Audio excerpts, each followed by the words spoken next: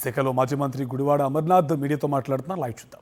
ప్రజలకు చెప్పుకుంటాం, మళ్ళీ అవకాశం ఇస్తారు ప్రజలు.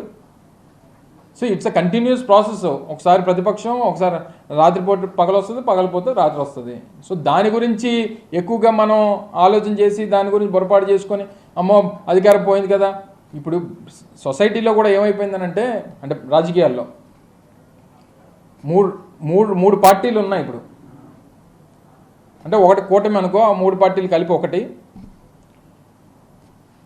గ్రామాల్లో కానీ మధ్య మనం చూస్తున్నాం రాజకీయాల్లో వైఎస్ఆర్ కాంగ్రెస్ పార్టీ ఒక వర్గం ఉంటే, తెలుగుదేశం పార్టీ మిగిలిన రాజకీయ పార్టీలు ఒక వర్గం ఉంటే, అధికార పార్టీ వర్గం ఒకటి తయారైంది కొత్తగా. అంటే వాళ్ళకి పార్టీలతో పని లేదు, ఏ పార్టీ అధికారంలో వస్తే ఆ పార్టీ. ఇది అధికార పార్టీ బ్యాచ్ ఇది.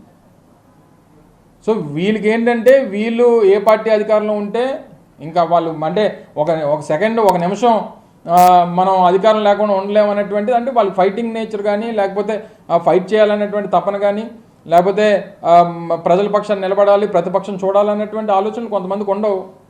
సో అందుకనే గడిచినటువంటి 9 మాసాలుగా అనేక మంది ఈ పార్టీ నుంచి వెళ్ళిపోయినటువంటి వారు అనేక కారణాలు చెప్పి వెళ్ళిపోతూ ఉన్నారు.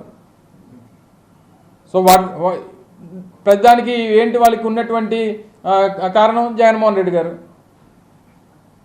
జగన్మోహన్ రెడ్డి గారిని బూచికిని చూపించి వెళ్ళిపోయేటువంటి ప్రయత్నం. సరే ఇంక వెళ్ళిపోయినప్పుడు వేరే ఎంతకంటే ఇదిగా మాట్లాడతారని కూడా మన అమాయకత్వం అంతే.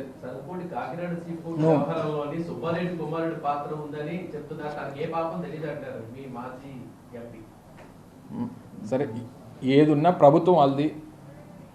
ఎవరి పాత్ర ఉంది, ఎవరున్నారు, ఎవరి పేర్లు ఉన్నాయి, ఎవరెవరు ఇన్వాల్వ్మెంట్ ఉంది, ఇవన్నీ అనేక రకాలైనటువంటి ప్రశ్నలు నీకు ఉన్నాయి కదా, నీతో పాటు ప్రజలకి ఉన్నాయి. ప్రభుత్వం వాళ్ళదే కదా, 9 మాసాలుగా ఉంది కదా, ఎంక్వైరీ చేయమనండి, ఎవరు తప్పో తేల్చమనండి. నేను వచ్చి చెప్పేస్తాను 4 పేర్లు. మొన్న ఏదో ఒక ఇష్యూ అయింది, అందులోని ఏబిఎన్ రాధాకృష్ణ గారు ఉన్నారని చెప్పి నేను చెప్పేస్తాను, అయిపోద్ది, నిజమైపోద్దా? లేకపోతే ఇంకొకరు ఉన్నారు, సరే ఎవరు, అందుకనే ఎంక్వైరీ చేయమంటున్నాను.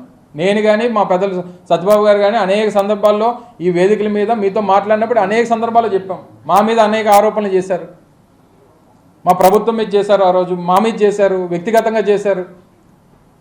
ఎంక్వైరీ చేయండి. పార్టీ మీరే అధికారంలో ఉన్నారు కదా. ప్రతిపక్షంలో ఉండి ఆరోపణలు చేయడం వేరు, అధికార పార్టీలో ఉండి ఆరోపణలు చేయడం అనేటువంటిది అమాయకత్వం.